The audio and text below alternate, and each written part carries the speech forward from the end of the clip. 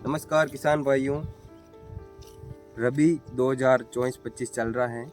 इस समय ये दिसंबर महीना और जनवरी महीने के अंदर फसलों को पाले से सर्वाधिक नुकसान होने की संभावना रहती है। सबसे पहले हम जानेंगे कि पाला होता क्या है।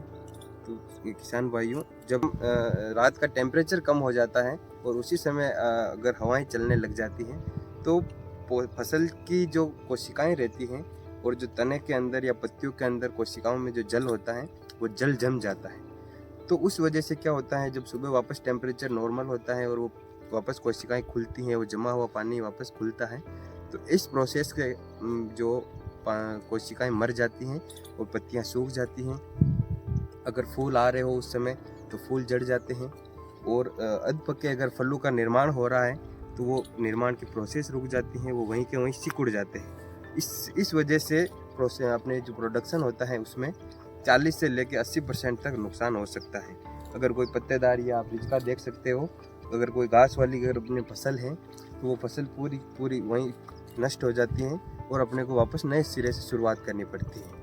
तो आज के इस वीडियो में हम जानेंगे कि अपनी फसल को पाले से किस तरह सबसे पहले तो हम बात करेंगे उस क्षेत्र की जहां आपने नर्सरी लगा रखी हो, कोई पौध तैयार कर रखी हो, पौधशाला हो आपके, तो उसको अपने को पाले से कैसे बचाना है।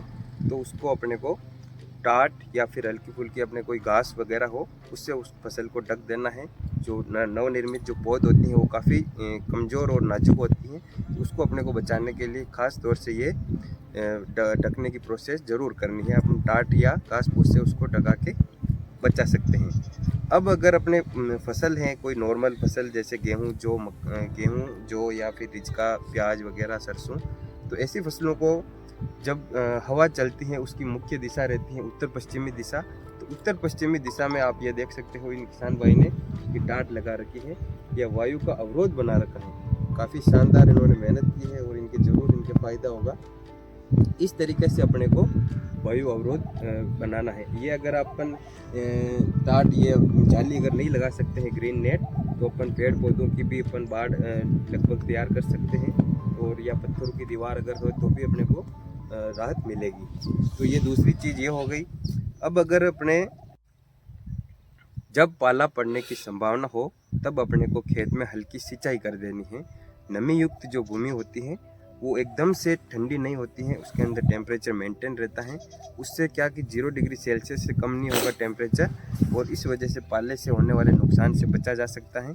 तो दूसरा उपाय ये सिंचाई करके भी अपन काफ़ी अच्छी राहत प्राप्त कर सकते हैं। इसके अलावा जब पाला पड़ने की संभावना हो तो 0.2% अपने को गंधक का पाउडर आता है उसका अपने को स्प्रे करना है। गंधक का स्प्रे करने के अलावा अपने को 500 ppm यूरिया की भी इस्तेमाल कर सकते हैं। 500 ppm यूरिया का भी अपन फोलियर स्प्रे कर सकते हैं। इन दोनों से भी पाले से बचाने में राहत मिलती है।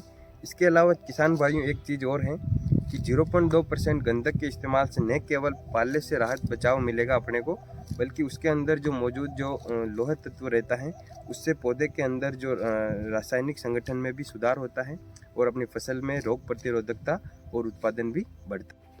किसान भाइयों, जो घुलनशील गंधक अपने को 0.2% मैंने बताया है, उसकी मैं अगर नॉर्मल सीधे शब्दों में मात्रा बताऊं तो 2 ग्राम प्रति लीटर उसको डालना है। उस हिसाब से घोल बनाना है। अगर आपकी 16 लीटर की टंकी है तो आप उसके अंदर 32 ग्राम अपने को इस्तेमाल करना है गंधक, घुलनशील गंधक। अब किसान भाइयों एक और ये तो हो गई सारी थोड़ी खर्चीली विधियां हो गई हैं। अपन कोई नॉर्मल विधि में अगर आपको बताऊं तो आपके खेत के जो चारों तरफ मेड़ हैं वहाँ पे अपन घास फूस डाल के शाम के समय अगर आग भी लगाएं और उस धुएं से और आग से भी टेम्परेचर मेंटेन होता है, उससे भी अपने को पाले से बचाव होता है। इसके अलावा आप खेत के चारों तरफ शीशम, नीम या फिर ऐसे इस प्रकार के घने पौधे अगर अपन परमानेंट ही लगा दे तो हर साल अपने को इस समस्या से समाधान मिल जाता है।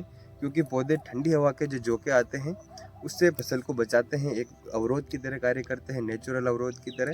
तो इन सारी चीज़ों को अपन इस्तेमाल करें तो अपनी फसल को पाले से बचा सकते हैं। धन्यवाद।